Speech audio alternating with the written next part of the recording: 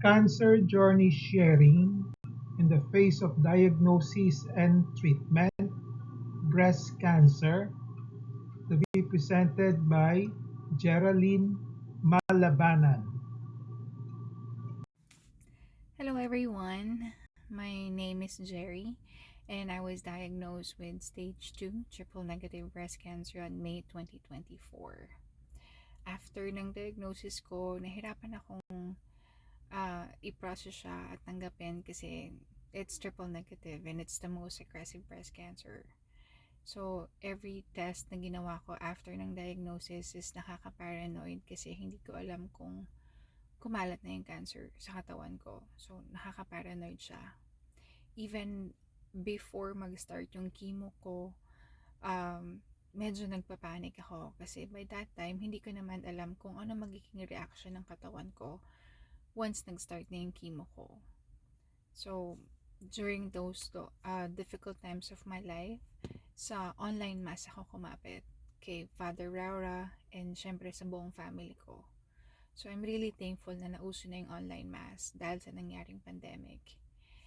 And sa mga natutunan ko naman sa cancer journey ko is one, hanapin yung positive sa gitna ng lahat ng negative. Minsan kasi na-highlight lang yung negative, like may cancer ka or may cancer ako.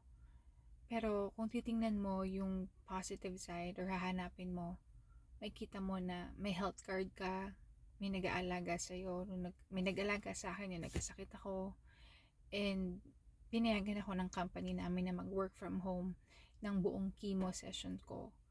So, pag nakita mo lahat yung positive side sa gitna ng negative side or sa negative na pinagdadaanan mo, then makikita mo na hindi ka pa rin pinabayaan ng Diyos. Makikita mo na sa gitna ng lahat ng problema, nandyan pa rin siya para sa'yo. So, pag nakita mo yon, hindi ka na masyadong malulugmok sa pinagdadaanan mo. Kasi nakita mo na nandyan pa rin siya. And another thing is, huwag mong idigdig sa sarili mo na may sakit ka. Live your life and subukan mo maging masaya.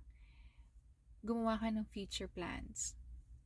Like, ang nakatulong sa akin is, gumawa ako ng mga plano na makikita ko ulit yung dagat after ng chemo sessions ko. Makikita ko ulit ang makakapag makakasakay ulit ako ng eroplano. Like, mga ganung bagay na something na nilook forward ko after ng chemo session ko, and that really helped. Because I have something to look forward sa future. Or any future plan with your kid.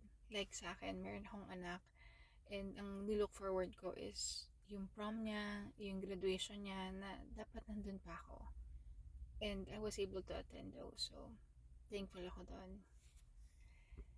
And another thing na natutunan ko sa cancer journey is huwag mong panghinayangan or pagsisihan yung mga bagay na ginawa mo para ma-survive or malagpasan ang darkest times ng buhay mo. Like, if you shopping ka ng 1 week or naubos na yung sweldo mo kaka-shopping, kumain ka ng cake, kumain ka ng matatamis, kumain ka ng mga bawal, mga ganong bagay. Kung natulog ka ng 3 days, umiyak ka ng 1 linggo, ginawa mo lahat ng bagay na kaya mo, na kailangan mong gawin para malagpasan yon. So, kung yung maliit na bagay na ginawa mo is nakatulong sa'yo para malagpasan yung kahit isang araw lang sa pinagdadaanan mo, good job, 'di ba? Good job sa sarili mo kasi ginawa mo pa rin yung bagay na kailangan mong gawin to survive it. So, wag mong paghinayangan yun. Napaka-importante nun. And live your life. Because alam na nating lahat, life is short. Kung may mga bagay kang gustong gawin, kung may mga bagay kang gustong matutunan, then start now. One thing na natutunan ko is appreciate your life and appreciate what you have and do the things that you like most while you can.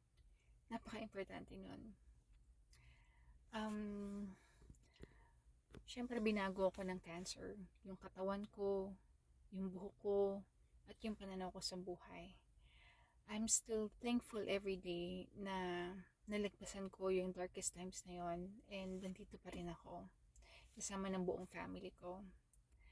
I'm now back to work and hanggang ngayon naka-fight mode pa din ako kasi ando naman yung fear of recurrence na kailangan ko namang labanan. But I'm taking it one day at a time. Alam ko na madami ng survivors dito, mga long time survivors under kay Dr. Huson, and I'm looking forward na maging part ng long time survivors ng grupo ni Dr. Huson. So, ayun lang po, and have a great day everyone.